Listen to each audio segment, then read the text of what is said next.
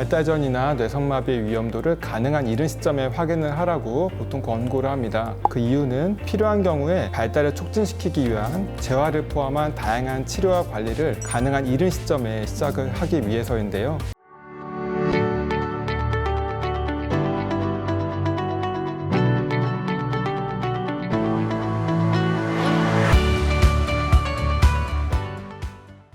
안녕하세요. 대한재활의학회에서 제작하는 재활의학TV 진행을 맡은 아나운서 한보람입니다. 오늘은 김재민 교수님 그리고 이후영 교수님과 함께 할게요. 두 분 안녕하세요. 안녕하세요. 반갑습니다. 자, 먼저 자기소개 부탁드립니다. 네, 안녕하십니까. 전 대한재활의학회 홍보위원장을 맡고 있는 가톨릭대학교 인천성모병원 김재민입니다. 네, 저는 서울대학교병원 재활의학과에서 발달 진료를 하고 있는 이우형이라고 합니다.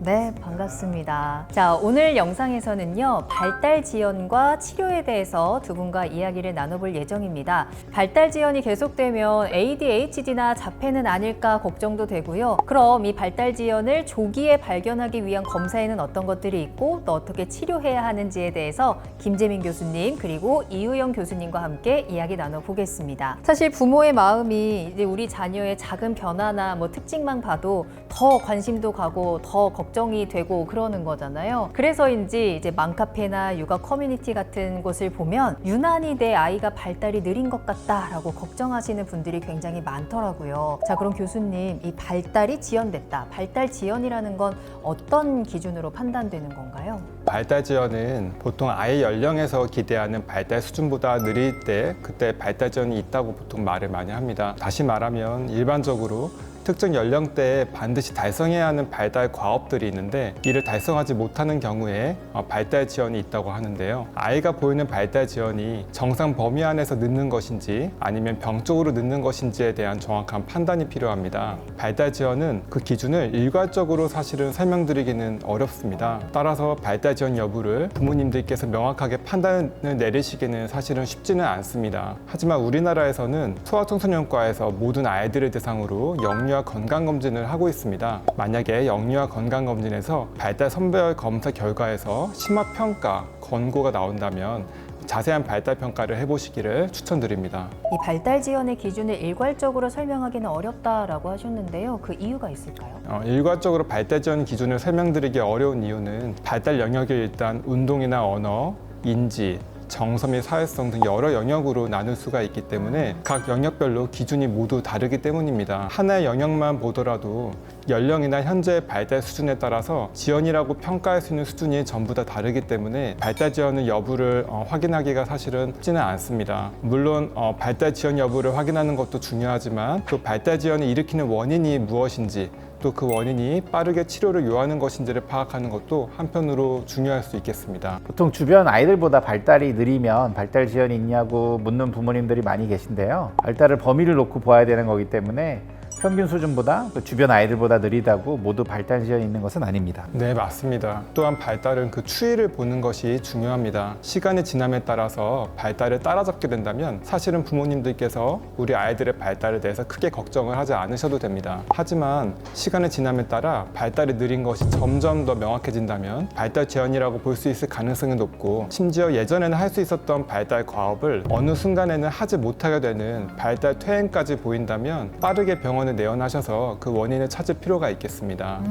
우리 부모님들이라면 이제 소아 청소년과에서 영유아 발달 선별 검사를 한 번씩 시행을 하셨을 텐데 만약에 그 검사에서 심화평가 권고를 받았다라고 하면 우리 아이에게 발달 지연이 있다라고 말할 수 있는 건가요? 사실 심화평가 권고가 나온다고 해서 발달 지연이 진단되는 것은 아니고 발달에 대해서 보다 자세한 검사가 필요하다는 그런 의미로 이해를 하시면 될 것 같습니다. 보통 그 소아청소년과에서 9개월에서 12개월에 하는 2차 영유아 건강검진부터 한국 영유아 발달 선별 검사가 포함이 되게 됩니다. 그리고 거기에서 이제 심화평가를 권고를 받는다면 이제 발달 지연의 가능성이 있다라고 보시면 될 것 같습니다. 그리고 가능성이 있다고 하면 이제 발달에 대한 전문가를 직접 찾아가셔서 자세한 발달 평가를 추가적으로 받을 필요가 있겠습니다. 사실 발달 지연의 이제 원인이 또 궁금해지거든요. 발달 지연의 원인에는 어떤 것들이 있을까요? 예, 발달 지연의 원인은 굉장히 다양하고 경우에 따라서는 그 원인을 찾지 못하는 경우들도 굉장히 많습니다. 그래요. 한편으로는 그 원인을 찾는다고 해서 그 치료의 계획이 달라지지 않는 경우도 많기 때문에 병원에서 그 원인을 찾기 위해서 무리하게 검사를 시행할 필요가 없을 수도 있다는 점을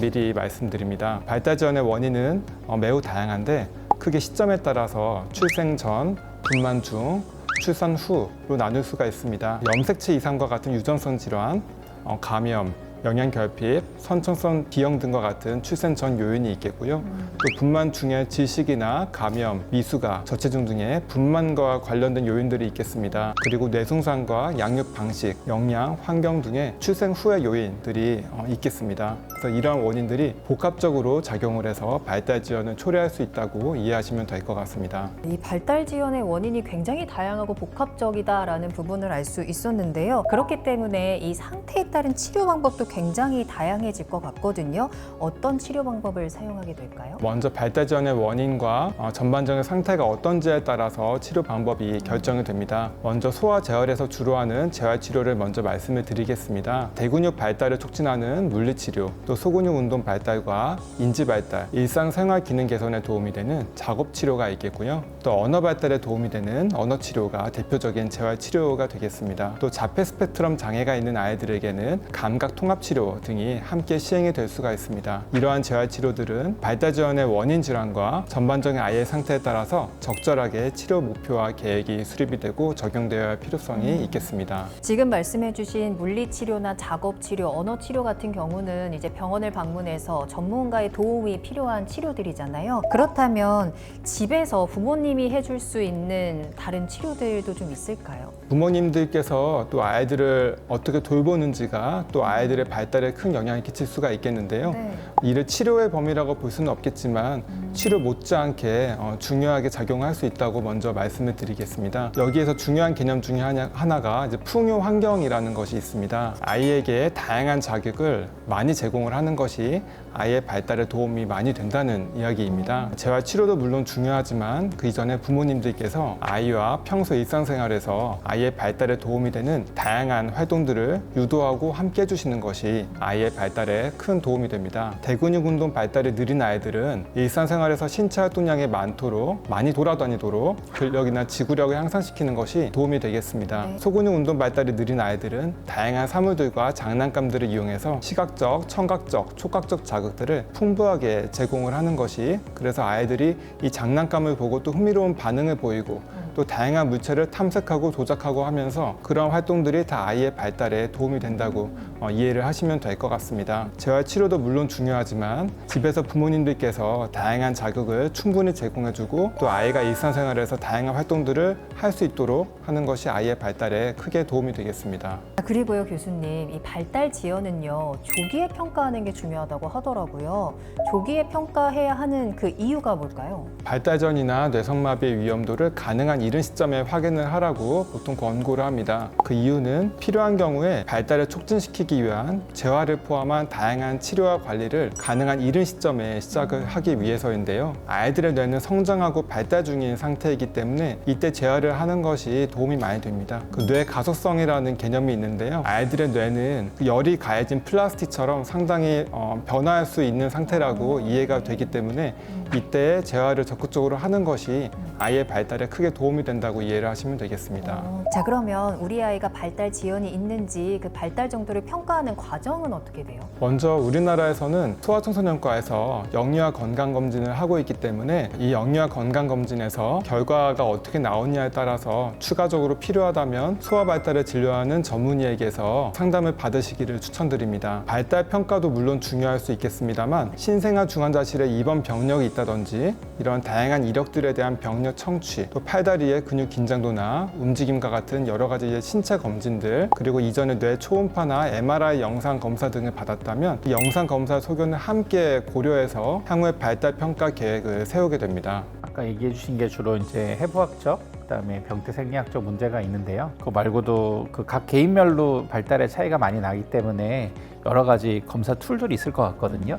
그런 내용들을 좀 몇 가지 소개시켜 주시면 좋을 것 같습니다. 먼저 발달 지연을 조기에 선별하기 위한 검사로 그 영유아 건강검진에서 시행하는 한국 영유아 발달 선별 검사라는 것이 있습니다. 보통 생후 4개월부터 이 평가가 가능하다고 되어 있고 우리나라 영유아 건강검진에서는 2차 검진, 이때가 보통 생후 9개월에서 12개월에 해당이 되게 되는데요. 이때 하는 발달 선별 검사가 포함이 되게 되겠습니다. 그리고 여기에는 대근육 운동이나 소근육 운동, 인지나 언어 등 다양한 영역들이 이제 평가가 되게 되겠고요. 이 검사에서 만약에 심화평가 권고가 나온다면 이제 추가적인 발달 검사를 받을 필요가 있겠습니다. 발달 검사로 또 대표적인 것이 베일리 영유아 발달 검사가 있습니다. 베일리 영유아 발달 검사는 발달 연령 42개월까지 하는 검사이고 이 평가가 이제 장점이 큰 이유는 하나의 평가로 운동이나 인지, 언어, 정서, 사회성, 적응 행동 등 여러 영역들에서 평가가 가능하다는 장점이 있습니다. 그리고 이 평가 이외에도 덴버 발달 선별 검사라는 것이 있는데 이 평가도 우리나라에서 흔히 하는 평가 중에 하나입니다. 발달 연령 6세까지 이제 하는 평가가 되겠고 이 평가도 역시 대근육 운동, 소근육 운동, 언어, 개인 사회성 등 여러 가지 영역들에 대해서 평가를 하게 됩니다. 이러한 발달 검사들은 말씀드린 대로 운동이나 언어, 인지 등 다양한 영역들에 대한 평가를 함께 할 수가 있고 이후에는 특정 발달 영역에 대해서 보다 세부적인 평가를 담당 의사와 상의해서 결정을 하시면 되겠습니다. 자, 그리고요, 우리 부모님들이 우리 아이가 발달 지연이 좀 지속이 된다라고 좀 느끼다 보면 흔히 말하는 그 ADHD나 특히나 자폐가 있는 건 아닐까라는 의심하는 경우도 많은데 같이 좀 연동이 되는 건가요? 제가 먼저 강조해서 말씀을 드리면 발달 지연이 있다고 해서 이 아이들이 모두 자폐 스펙트럼 장애나 ADHD로 진단될 가능성이 그렇게 높지는 않을 수 있다는 점을 먼저 말씀드립니다. 네. 발달은 운동, 인지, 언어, 정서, 사회성 등 다양한 영역들이 있기 때문에 어떤 영역의 발달이 어느 정도로 지연이 되어 있는지를 확인할 필요가 있습니다. 보통 자폐 스펙트럼 장애는 일반적으로 2개 이상의 영역에서 발달 지연이 관찰되는 전반적 발달 지연이 동반되는 경우들이 많습니다. 대부분에서는 언어나 사회성 영역들에서 지연이 심한 경우들이 많고요. 만약 우리 아이가 눈 맞춤이 잘 되지 않는다거나 청력은 문제가 없는데 이름을 불러도 쳐다보지 않는 등 사회적 소통이 뚜렷하게 잘 되지가 않는다면 그리고 언어 발달 지연이 또 동반이 된다면 관련된 전문가와 상담을 하고 자폐 스펙트럼 장애에 대한 선별 검사를 함께 시행하는 것이 도움이 될 수 있겠습니다. 그리고 ADHD 같은 경우에는 사실은 발달 지연을 보이지 않는 경우들이 많습니다. 또 발달 지연이 지속된다고 해서 ADHD라고 단정을 지을 수도 없고요. 하지만 거꾸로 ADHD가 있으면서 동시에 운동이나 인지, 언어 발달 등이 함께 경도로 지연되는 있는 경우는 있을 수 있습니다. 대표적인 질환 중에 하나가 바로 발달성 협응 장애라는 것인데요. 네. 아이가 일상생활에서 혹시 어려움이 있거나 어떤 치료가 필요하다고 판단이 되신다면 이러한 아이들은 발달에 대해서 세부적인 평가를 하고 발달 촉진을 위해서 도움이 되는 치료나 관리 방법이 있을지 발달 전문가와 상담을 해보시는 것이 필요할 수 있겠습니다. 자, 그리고 우리 아이가 예정일보다 조금 일찍 태어난 경우에는 특히나 또 이 발달 지연을 걱정하시는 분들이 많아요. 조기 출산의 경우 발달 지연을 의심해봐야 한다라는 이야기도 있던데 이건 사실일까요? 일단 이른둥이로 태어난 모든 아이들이 발달 지연이 생기는 것은 전혀 아닙니다. 아이에 대한 발달에 대해서 우리가 평가를 할 때 교정 연령을 기준으로 해야 된다는 점을 저희가 기억을 해야 하는데요. 네. 교정 연령이랑 예전된 출생일을 기준으로 한 연령을 말하는데요. 네. 이른둥이 아이들은 실제 연령이 아닌 교정 연령을 기준으로 계산해서 발달 상태를 확인해야 합니다. 이른둥이 그리고 저체중으로 출생한 아이들이 발달을 잘 하는지는 사실은 주위에서 잘 지켜볼 필요는 있습니다. 특히 제태연령 32주 미만, 1,500g 미만으로 저체중으로 태어난 아이들은 다른 아이들보다 조금 더 발달 지연이나 뇌성마비 위험도가 조금은 더 높다고 할 수 있거든요. 그리고 제태연령이나 출생 시 체중이 낮으면 낮을수록 발달 지연이나 뇌성마비 위험도가 조금 더 높은 것은 사실입니다. 그렇기 때문에 일반적으로 제태연령 32주 미만이거나 또는 1,500g 미만의 저체중으로 태어난 아이들은 신생아 중환자실에서 태어난 이후에도 상당한 기간 동안 발달에 대한 추적 평가를 받을 필요가 있겠습니다. 하지만 그렇다고 해서 36주 이하로 출생한 모든 아이들이 발달 지연의 위험도가 높다고 볼 수는 없는 것이기 때문에 부모님들께서 너무 미리 걱정하시는 마시고요. 그리고 필요하다면 우리 아이가 발달을 잘 하는지 주기적으로 평가를 하면서 잘 지켜보시는 것이 중요할 것 같습니다. 자, 이렇게 해서 오늘 영상에서는요, 발달 지연에 대해서 교수님들과 대화를 나눠봤는데요. 우리 아이가 혹시나 발달 지연은 아닐까 노심초사하지 하시는 부모님들께 많은 도움이 됐을 것 같습니다. 발달 지연은 조기에 평가하는 게 굉장히 중요하다라는 점, 재활치료만큼이나 아이의 발달에는 우리 부모님들의 역할이 무척 중요하다는 점 다시 한번 강조드리겠습니다. 저희 재활의학TV는 다음 이 시간에 더욱더 유익한 내용으로 돌아오도록 하겠습니다. 재활의학TV 구독, 좋아요, 알림 설정까지 감사합니다. 수고하셨습니다.